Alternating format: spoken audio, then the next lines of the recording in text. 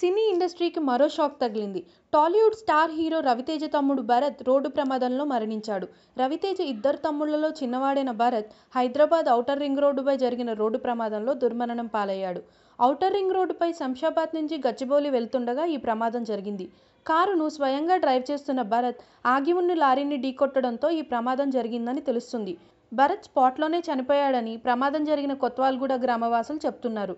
మొదట అతడిని చూసిన తాము ఎవరో అనుకున్నామని, అయితే అతడు రవితేజ సోదరుడనే విషయం కొంత ఆలస్యంగా తెలిసిందని గ్రామస్తులు వెల్లడించారు.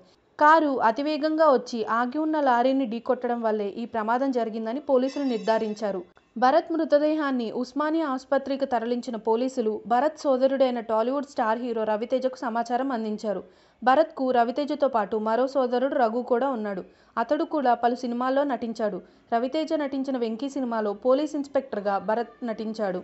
If you like the video, please like us and subscribe Tollywood Nagar.